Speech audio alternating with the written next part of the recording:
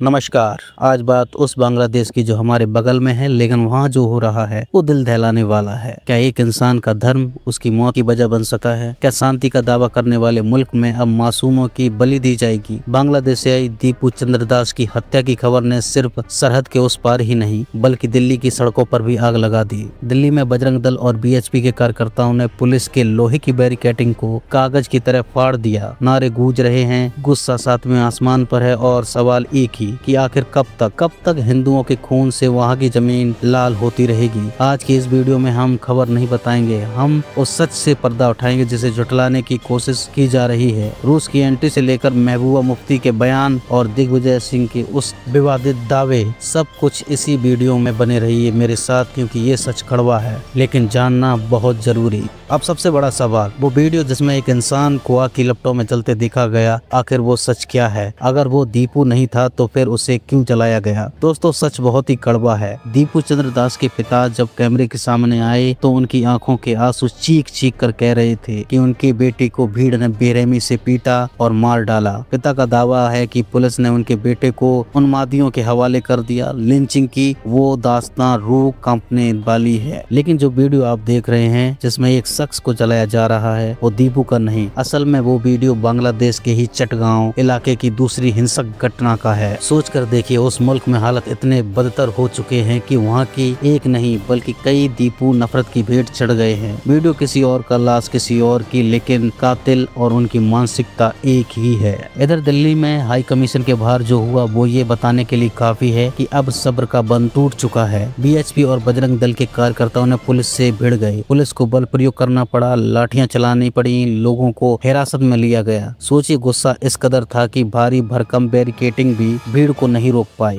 ये सिर्फ प्रदर्शन नहीं था, ये एक चेतावनी थी कि अगर सरहद पार हमारे अपनों पर आंच आएगी तो यहाँ खामोशी नहीं रहेगी। लेकिन इस पूरे मामले में सबसे ज्यादा नमक छिड़कने का काम किया है कांग्रेस के नेता दिग्विजय सिंह के बयान ने। जहां एक तरफ देश में गुस्सा है, वहीं दिग्विजय सिंह ने इस घटना की तुलना भारत से कर दी। उन्होंने कहा जो बांग्लादेश में हो रहा है वो निंदनीय है, लेकिन भारत में भी तो अल्पसंख्यकों के साथ ऐसा ही हो रहा है। अब सवाल उठता है कि दिग्विजय जी, क्या एक देश में हो रहे नरसंहार की तुलना आप अपने ही देश की राजनीति से करेंगे? जब पड़ोसी के घर में कत्लेआम मचा हो तो क्या अपने ही घर को नीचा दिखाना जरूरी है? उनके इस बयान ने सोशल मीडिया पर फ्यूल का काम किया। लोग पूछ रहे हैं कि क्या विपक्ष के लिए ये सिर्फ एक चुनावी मुद्दा है या उन्हें वाकई उन मासूमों के खून की फिक्र है जो सरहद पर गिर रहा है। एक तरफ महबूबा मुफ्ती जैसे नेता ने जो कश्मीर की राजनीति करती हैं, वो बांग्लादेशी हिंदुओं के लिए आवाज उठा रही हैं, और दूसरी तरफ दिग्विजय सिंह हैं जो इस गंभीर मुद्दे में भी बैलेंसिंग एक्ट खेलने की कोशिश कर रही हैं। ये राजनीति है या संवेदनशीलता की पराकाष्ठा? एक तरफ महबूबा मुफ्ती जैसे नेता जो कश्मीर की राजनीति करती हैं वो